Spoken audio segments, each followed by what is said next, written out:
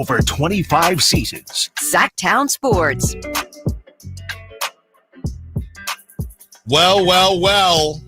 20 minutes ago, while we were talking about the integrity of the game, Draymond Green, Chris Haynes dropped something. He's calling it breaking news. I don't know that I would call it breaking news. The graphic has breaking on it.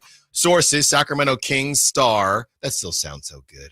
Sacramento Kings star DeMar DeRozan intends to make his return on Friday against the Los Angeles Clippers. Of course he wants to come back in LA, take on that wall after missing the last 3 games. Well, fellas, that's 1 for 1 so far for the big 3 that's been on the big bench returning, joined by Brenden, Nunes, and Frankie Cartoscelli. Let's start there then. DeMar DeRozan's coming back.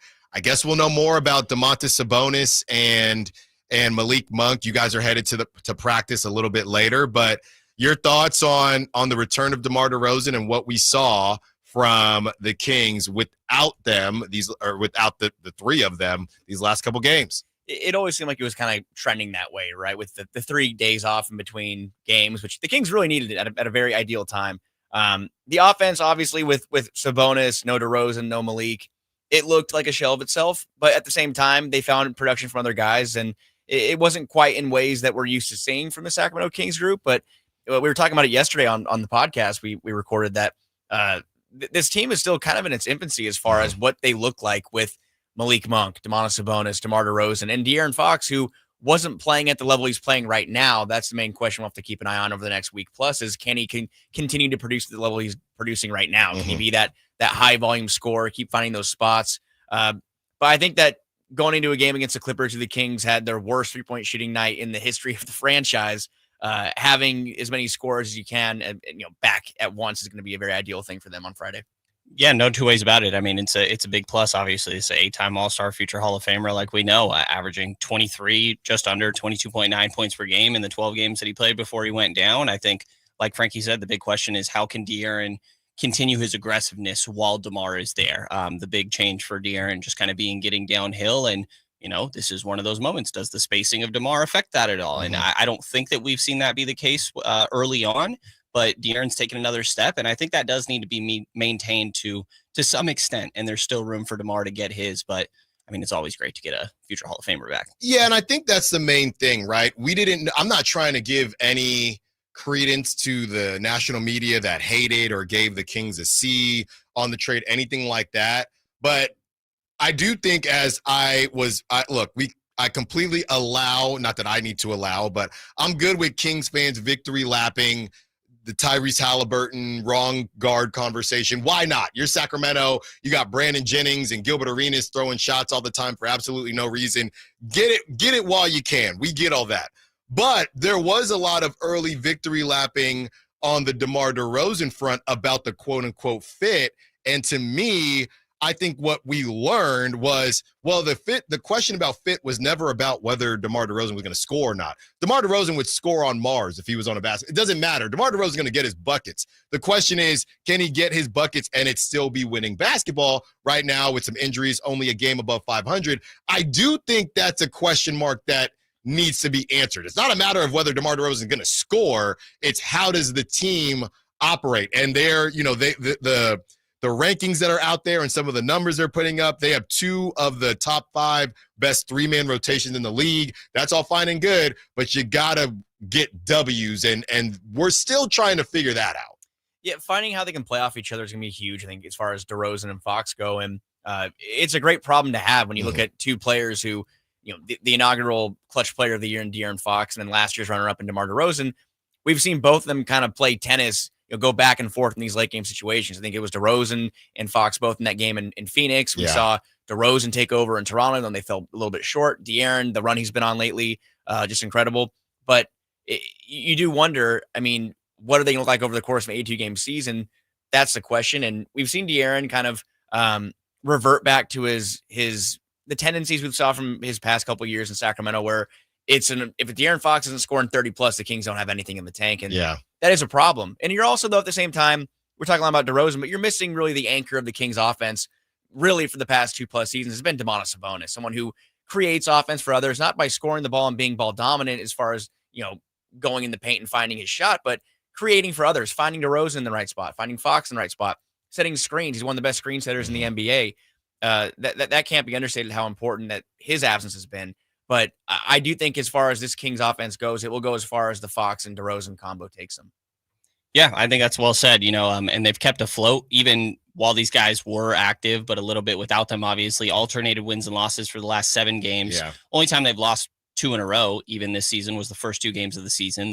That's a combined total of 4, 5, 7 points in just those 2 games there. So I think they've been in a lot of these games. I think one of the big themes throughout the course of that Beam Team inaugural season, I guess you'd call it, was they didn't lose many games in a row. I think they went on a 3-game losing streak maybe 1 or 2 times max throughout the course of that season. So I think that's where you could see some consistency. The offenses look good. It's just kind of cleaning up things on defense. And the 3-point shooting, I think now DeMar is coming back. And part of the aspect is, yes, everybody's talked about De'Aaron, but I think that Trey Lyles has really caught a rhythm in the meantime. And, you're still waiting on Kevin Huerter and Keegan Murray offensively to come around a little bit, but Jordan McLaughlin, a little bit of some of these other bench pieces, I think got to spread their wings. Keon just coming off that 33-point career high. I think that bodes well also for these other guys returning. Yeah, and you talk about we've mentioned Pokemon a lot on this show the last couple weeks because we're talking about the evolution of this team. So I think, as Frankie kind of kicked it off, the identity piece, at what point we're 15 games into the season, they're never going to be a finished product. I don't think they're going to be Charizard. Maybe they'll be Charizard by the end of the season, but I don't know. So you're confirming you're a Charmander guy. Well, I mean, Charizard, Blastoise, the classics. I like the classics. I took you for a Squirtle. Yeah, I'm a Blastoise guy. I'm a Charizard Blastoise guy. So I'm there, and I like Raichu. I'm good with Raichu too. Okay. So we don't know if the evolution will be done at any point this season, and we're all still evolving as people, by the way. But as far as figuring out their identity, when should we know what this team's identity is? Because right now we don't know. We're 15 games into the season. We're going to blink 10 games in. And again, we'll get into the rest of the schedule because these 10 games, I think this is an opportunity to get away from the 500 bug, as we've been calling it. But when is it appropriate to say, all right, guys, you should kind of know your identity? Is it 20 games? It better not be 40 games. We're 15 games in. There have been some injuries, so that delays it a bit. When should somebody be sitting on their couch eating their flaming hot Cheetos or Takis saying, all right, the Kings look like they have their identity, Brenden? I think that we already know what they want their identity to be. I think we're just kind of altering it still and getting the exact definition. And you need to have DeMar out there to do that. So I would say another 10. I mean, I think it's still playing with pace and space is really the main thing that they're doing. They cut out the playing in 0.5 seconds out of their offense. Yeah. I still think that is something that they're emphasizing, but it's not one of their 5 staples now as they play a little bit more iso ball. But I think that's another one of their identities is that they have guys that can mismatch hunt and that you're going to see De'Aaron Fox, DeMar DeRozan, or Malik Monk pick somebody on the other team's defense and be like, give me that guy. And they're going to go to work. And you're kind of living with a little bit atypical shot selection. But I think that it is playing with pace and space, trying to muck up things on the defensive end of the floor and force turnovers, be able to get out in deflections, getting out in transition, spray threes, threes. They love their paint touches. It's the big thing De'Aaron's been cooking with right now. So I think that is still going to be sort of altered and fine-tuned as DeMar plays a little bit more, but I think we know that's what they want. It's just how much are we going to actually see the pace and how much are we going to see the mismatch hunting, I feel like. Yeah. They're middle of the pack in pace right now too, which feels about right, but I mean, I hate to move the goalpost or kind of lean on that crutch of they're missing key guys, but they're missing DeMar DeRozan, Domantas Sabonis, and Malik Monk. Malik Monk's been out for 5 games now. We'll see if he's able to come back this weekend. Who knows? He was cleared for encore activities as well. But that's not peanuts. Those are huge players of a team here. Almost 80 points of their offense we're accounting for. So that's only the last couple games, though. That's 4 or 5 games now. I mean, think about they played Malik, 15. Yes. They played 15. Though. Yeah. And Malik Monk we know what the Kings bench is without Malik Monk. It's not great. And, we had to look at guys like Trey Lyles who move into a starting role, and he's been producing, but they've been a team really over the past 2 years. It's been 7 players deep, I think. 7 really rotation players deep. You have your Alex Lenz, and Keon Ellis has been a late addition, and he's shown some promise, but not very consistent. So I don't want to say this is all on Malik Monk. How can he be reliant? Can he be a force for them to make sure that they're not just a top 5 heavy team? But I think that through 15 games, usually to me, it's a 15-20 game kind of period where you can kind of say, okay, this is kind of who a team is going to be. But through 15 games, the Kings right now, I mean, their assists, they're 24th or 23rd in assists per game right now. They're a paint dominant 2-point presence team. They're top 3 in made 2-point field goals. They're 24th in 3-point field goal percentage, 24th in made 3-point field goals. That can't be who this team's identity is. They cannot depend on making teams pay in the paint all season long. They need to knock down those threes. And the good news to me, I believe, is they will at some point. I think Kevin Huerter, Keegan Murray, Malik Monk, those shots are going to fall. They're too good of shooters to be in the position they're in right now. And, they better hope they get there because, again, I don't know if it's sustainable. But like I said, maybe we don't know what this team's true identity is just yet. I'm very honest and very open about the fact that I am no mathematician. But one thing that I have realized, or I do understand the math on, is if you are now all of a sudden this heavy 2-point shooting team, but last time I checked, the second worst team defending the 3 ball, and you're not shooting as many threes as the rest of the league, that math ain't mathing. So you got to figure something out. You either got to start hitting more threes, you got to defend the 3 better. That is not I think, guys, that is a big reason you're 8-7, and those close games are literally other teams are making threes and you're either making 2s or not hitting your 3s. That's it. That's what the league is. And I know a lot of people wanted them to shoot less threes, even though Mike Brown wants them to shoot more, but you can't shoot less threes if you can't defend the 3 ball. If you want to be that Knicks team from last season where every game, or the Magic right now where you're holding teams under 100 points, fine, but that's not who they are. So you need those shots to fall. All right, let's talk about the next 5 games and the next 10 games coming up next. And let's open up the phone lines. The guys want to hear from you. 916-339-1140. You got a question for Frankie? You got a question for Brenden? Sack chat as well, text line. Any questions out there? Is Allen tripping as we were talking about Devin Carter? Let's get into it. Allen Stiles, Sactown Sports. Allen Stiles, Sactown Sports here. Kyle Ledbetter behind the glass, joined by the top insiders in Sacramento. Wow. Yeah, no, they'll be Who's here later. here? But right now, we're joined by Brenden Nunes and Frankie Cartoscelli.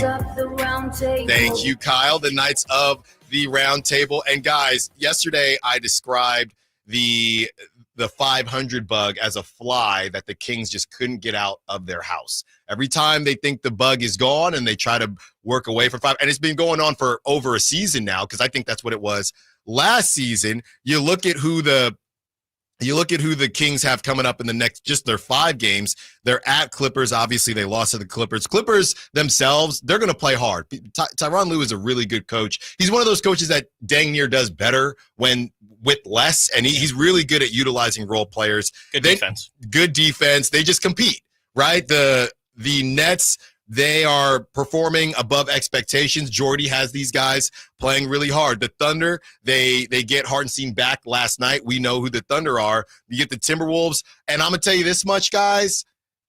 I don't want the Timberwolves to turn into the Pelicans of last season. Can we get a W against the Timberwolves? And then you go to Blazers. We'll get into the second half, the next 10. But that's an opportunity there where it would be very nice to go. You need to go 4-1 at some point. 3-2, fine, because it is the Timberwolves and the Thunder. But the Timberwolves, you've been right there so much that I would really like to get your get back against the Clippers. You got to take care of the Nets. The Thunder, fine. You want to lose to the Thunder, whatever. You got to get your get back against the T-Wolves, and you got to beat this Blazer team.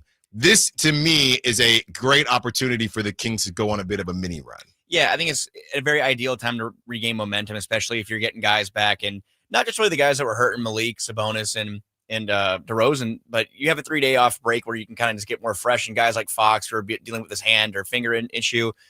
You have Keegan Murray, who we kind of heard whispers he had, whether it was a lower body of foot or heel kind of type situation. It wasn't going to hold him out of gameplay, but just to kind of rest and just kind of get, a breath, if anything, too. Guys that are playing huge minutes. That starting 5 is so gassed right now. Yeah. You have 3 players, I think, in the top 5 right now, minutes per game, and in Fox, DeRozan, and Murray. So, and again, like the ideal candidates as far as winning type situations, like the Clippers, I don't want to say Norm Powell being out is going to change the whole dynamic of that game, but Norm Powell. No, it will. He killed the Kings in that game. No, he's killing everybody. He's killing everybody. I mean, that's huge. Just crazy. So no Norm Powell.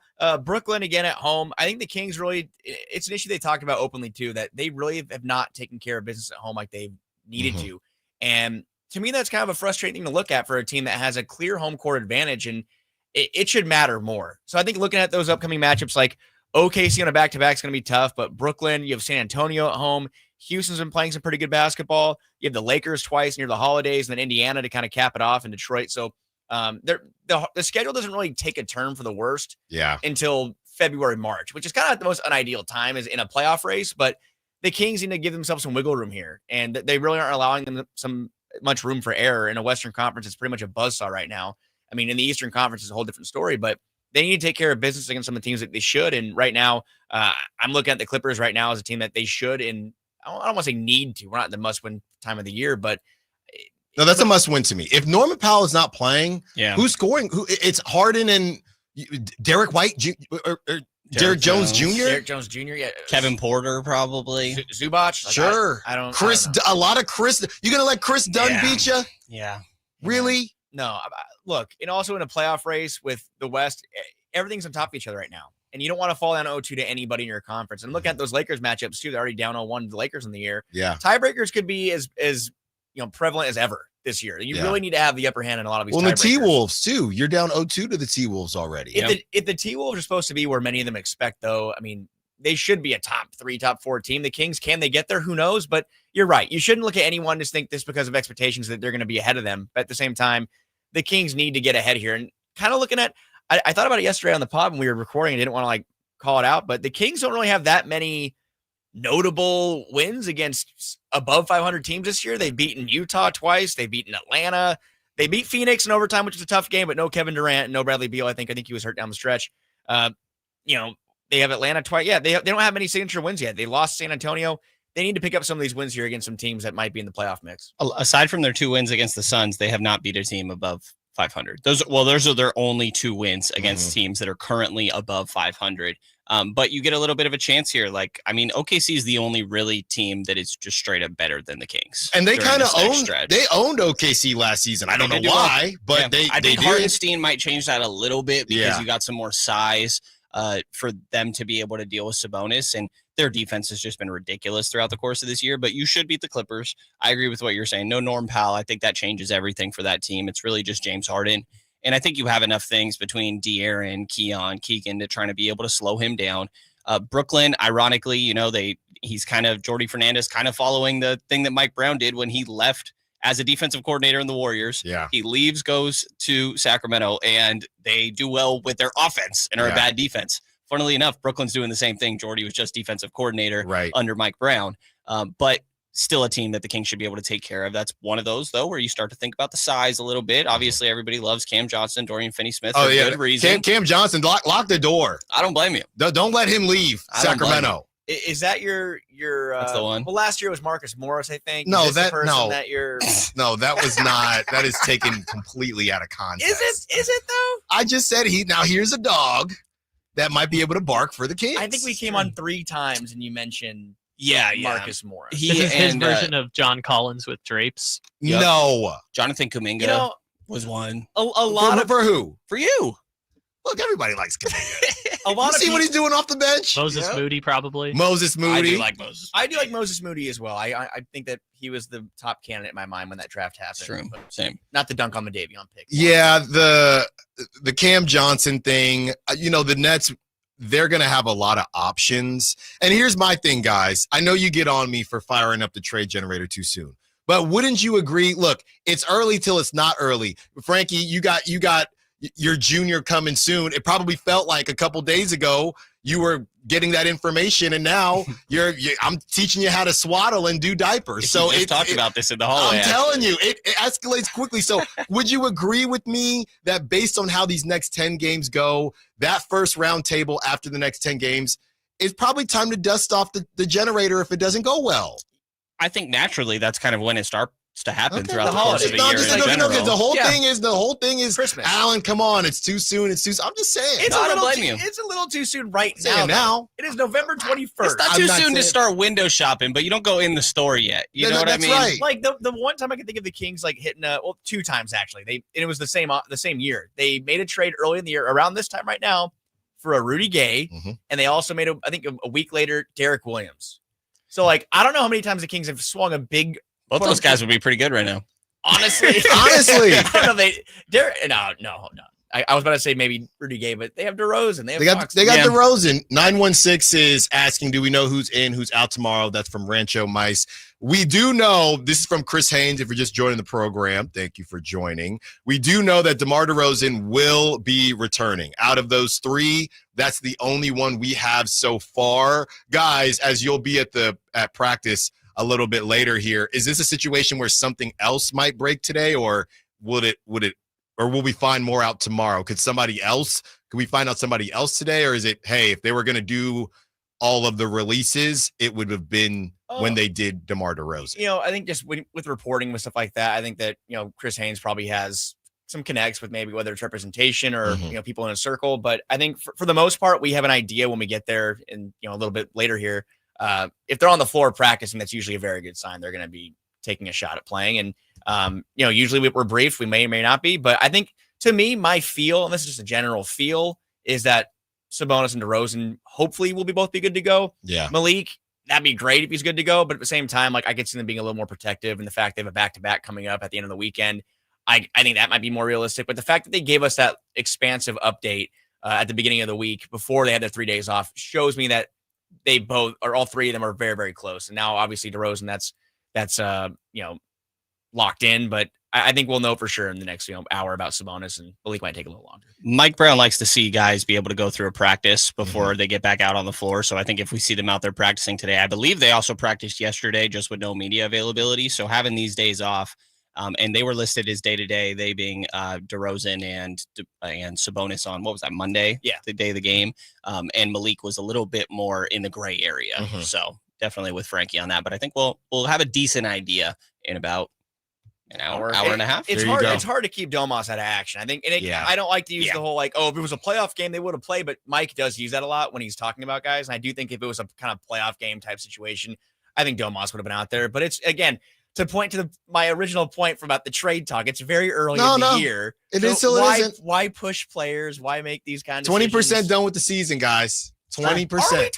Is it 20%? That is not correct. It's about 18. If we're not fully there, it's close. about- I saw 18 the other day. It's 18. You said you're not a mathematician. It's but come on. 18. I round up. No, but we can read tweets. 15 divided by 82 is not 20. What is I'll it? tell you that. It's about 17 point something. That's what we're doing. 16 point something. That's what we're That's doing. not 20. That's not 18.3. There you Shouldn't you be thinking Pretty in close to quarters? 20. not That's gonna lie. pretty darn thank you, Why- Brenden. That's like 70 basketball games. Why aren't we thinking in quarters here? Why 20? 25% should be the number we're talking about here. Percentage guy.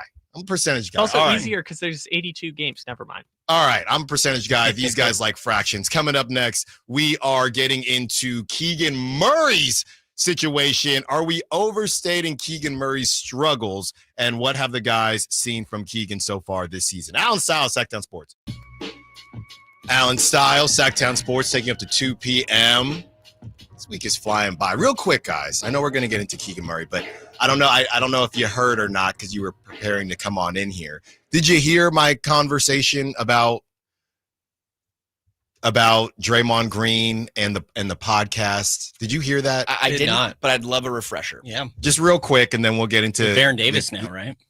Yeah, he is with Baron Davis, and that was completely a separate thing with Draymond saying, "Yeah, they're saying I need to get suspended because the league needs me because ratings are down." I did see that. But yeah. that's not what I'm talking about. Yesterday, the Warriors playing the Hawks, and here we have the clip here, and I promise we're going to get into Keegan Murray. Trust me, but I need to get my guys' thoughts on this. This is a mic'd up session with Draymond. You know they'll show the clips from mic'd up. This is one of the clips that they showed at the beginning of the game. And for context, he's talking to the referee. Yes, one of the refs. Here it is. Listen to the first 10 minutes of your podcast. So I don't want to hear no feelings tonight. Yes, sir. Guys, isn't that a problem? conflict conflict of interest. Thank you. Wait, so the ref is saying he doesn't want to hear about himself on Draymond's podcast, right? I think he's saying I don't want to hear nothing from you tonight, because the part of the clip he's talking about in the podcast is when he's talking about the Zach Edey flagrant foul. Yeah. And so I think the ref is kind of like, I don't want any funny business from you saying, oh, they're trying to be soft and they're not calling flagrants. Yeah, I don't even care what it's about. That all I need is the first. I listen to your guys. Come on, I already laid this out. Sabonis is driving shoulder. That ref is right there on the baseline. Draymond sits there. He moves. It's a charge anyway. Nobody is gonna say, wait a second, isn't that Draymond's fan? Well, so you think because he listens to Draymond's podcast that he's going to get the whistle in his favor? Our refs, I'm not saying it's Or not. against him. So De'Aaron needs a podcast. Now you're getting it. it's a little conflict of interest for sure, but at the Thank same, you. But at the same time, like, do you expect referees just to No, they're not. bury Like I their said, heads they're in the not. sand and No, not- they're not jurors. I get it.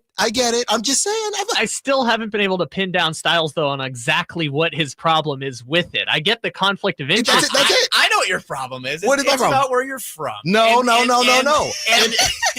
what, No. there's some things you can't shake. You No. can't shake the gold blood. No, that's a problem for me. I'm Listen thinking, to the first 10 minutes of your podcast. come on, guys. All right, look, like I said, we'll take the this refs. The refs just released a podcast. Did you guys see Stop this? it. Yeah, there's Wait, one really? episode of What is it called? NBA referees. Like if you go to the NBA I referees can't Twitter, do they this. released a podcast. And Scott Foster and three other of like the Gucci? senior refs. Is Gucci in I it? don't believe so. Are talking about like how the game has changed since they started. All the guys that have been doing I it like hate 20 all plus of Can years. you this. imagine if refs Yeah. have podcasts the way that players have podcasts? Like, I think they do just now. talking about players like, oh, man. Yeah, come on. Draymond was complaining. You feel me? But he's on some BS. Come on, I guys. saw a clip, so maybe it's not fully released yet, but I think it might be. Who's the producer for the Ed Malloy podcast? I want to That's know a how. good question. Ed Malloy? This is crazy. All right, it's been a little bit crazy as it pertains to Keegan Murray and his struggles. We spent a lot of time on Keegan and his dad. I don't know if you guys saw, his pops has been on social media, been very vocal about Keegan's running the most miles, but his usage being down, which is something that we did worry about with DeMar DeRozan getting more shots, and people were worried about his growth. Guys, I don't think the issue has been Keegan's growth. He's being asked to do more. I think quite the opposite. He's dang near being asked to do too much, and he has not been an elite shooter these last couple of years where we've heard Mike Brown say it ad nauseum. Yeah, Keegan first year was just a catch and shoot guy, and that's when he was elite. He has not been an elite. We have no proof of Keegan Murray as an elite shooter doing all of these different things. So I'm trying to figure out, are they asking him to do too much? Now, we formed this question as far as the overreaction. 3-point percentage is down. However, Keegan is number one in the NBA in field goal percentage from inside the paint at 87%. He's shooting only 5.5 3-point attempts per game in November compared to 6.5 attempts per game at this time last season. And Katie was chatting with Dave and Jason and said, I would take Keegan's production this year versus where he was last year. That's just a paraphrase here. Last but not least, Keegan's defensive rating so far, 114.9, is the poorest among the core Kings players. Minimum 12 games played. So the defense hasn't necessarily been there, but maybe I'm trying to figure out if we should pump the brakes on the Keegan Murray worry, if you will. Well, I mean, that defensive rating, I think, is kind of inflated a bit, too, by the fact that he's defending the best, more times than not, defending the best player across the, on the other side of the floor every night. Mm-hmm. Anthony all Edwards. the way from LeBron James to Trae Young. Right. Yeah. Anthony Edwards down the line. So, like, I do think that Keegan having to be the, and De'Aaron Fox holds his own too in that regard as well. I mean, he's someone that takes pride in being a plus on both sides of the ball. But Keegan Murray, just because of his versatility, the length, he is someone that has those matchups more times than not. I do think it's a little early to panic or to worry about him. I think that hopefully the minutes can be corrected a little bit. I think playing nearly 40 minutes a night is not sustainable for anybody in the NBA, even the best. You see the best in the league break down at certain points, whether it's playoff time or late in the year. Real quick. Yeah. Just because you said that, we were talking about those guys were the top 4, the top 5, and I don't think Malik was there because he was coming off the bench, but then they all got banged up already. They're all banged up. They're all banged up. Yeah. So I guess, and De'Aaron got his fingers taped together. I mean, was this kind of a warning shot to Coach, I don't think it's necessarily Coach Mike Brown. He's trying to win games, but maybe Monty McNair. Hey, we're 15 games into the season. You lost 50% of your salary cap for the last couple games here. This is not going to work. I think the best experiment of this has been Tom Thibodeau's entire coaching career. Yeah. And Yeah. you actually, you look back, and the Knicks guys last year were actually pretty healthy. And they were even on record saying that we think this might make us in better health because we're more consistently playing this many minutes. We're in better shape. So I kind of resort back to that, but I can't help but kind of read between the lines like you're doing here of, they're probably something to playing the most minutes and then going down with injuries, but they're a little unfortunate. Their tightness. It's not like they're missing a bunch of games. Yeah. Didn't the wheels fall off though for New York in that playoff I guess they did towards the end of the season. Josh Hart had a back thing, I think. That's right. Brunson wasn't necessarily healthy either. Yeah. Well, I mean, but they were a great team and they got to that point, I guess. Yeah. I guess Mitchell Robinson. Yeah. Julius Ernie barely played at all, but yeah, get back to the Keegan thing. It's true though. You can't play Keegan and those guys we mentioned that many minutes, and I don't want to point to that and say Keegan's playing too many minutes. That's why he's struggling. He's getting open looks, and it's as simple as we can't break down why, but they're not falling. And Mike's even like, I mean, they're getting open looks, and they're not making them. Like he can't put the ball in the hole for him. But one thing that's interesting, and I don't know if people can look to it, there's not really any in-depth analysis to this, but I pointed out on the pod with us yesterday. Keegan Murray's shooting months for his career. 36% in October, 27% in November. Every other month is 36% or higher. So we're talking about a 10% difference, the splits for his career. And the most games he's played in his career are in November. 34 games, 28 December, 30 January, 24 February, 31, down the line. Yeah. He is 10% almost beneath those other months for his career. So there's the whole notoriously slow starter thing. I mean, you see it in baseball, you see it in basketball. Keegan Murray might just be a slow starter, and he usually can kind of get it going, but you don't want to be at a point where the numbers are so bad that are weighing down your whole year. He's around 30% right now. That's not, he can overcome that and have a 40% year still, but it might just be a matter of shaking off rust or who knows. But I think 15 games is too much to really kind of draw a conclusion that Keegan Murray is a problem and it's going to be a long-standing issue through 82 games. Yeah, and I think that's where we were thinking about the 3-point percentage as well. Okay, you're last right now or second to last right now. Even if they improve, are they going to be a top 5 3-point shooting team this season? I don't know that that's still in the cards because of how much you got to make up for this terrible start you've had. Yeah, I mean, I think it's still, I'd say more so top 10. I think that they will still get back to. Kevin Huerter, also a slow start. Some interesting numbers on Keegan, 29.9% on three, 32.5% on catch and shoot. But if you go into a little bit deeper, when he's wide open, nobody within 6 feet of him, which he gets 3.2 a game, 37.5%. It's when a guy's between 4 and 6 feet, just a little open, but not Brenden, wide, 20%. That's the NBA. No, I know, as he should be making those. Yeah. But just a little bit of the shooting stroke isn't just gone. Sure. I think the putting on strength thing that happened this offseason, not for sure that impacted it, but we've heard stories of that being the case with players in the past, and he's just being asked to do everything. I'm still at the point where this is year 3. For some reason I want to say 4. And he's being asked to continue to expand his game, like we talked about, asked to do everything. And I think that there's just a process of learning how to do all that and still maintain being an elite shooter. And maybe that means we're talking 37, 38% instead of 40, but I think you would still take that with all the other things that he's doing. Oh, without a doubt. You just got to get there, and he hasn't been there yet. All right, you guys got to get there, as in you got to get over to Golden One for the practice. So thank you so much for joining us. Maybe we'll check in a little bit later if something breaks, and be sure to follow Brenden Nunes and Frankie Cartoscelli on social media, Blue Sky, Twitter, whatever it is, SactownSports.com. Yeah, once we know more about Domantas Sabonis and Malik Monk, you will hear it here first. Thank you, guys. Appreciate you. Thank you. All right, on the other side, we continue the conversation. Which Western Conference teams do you believe in?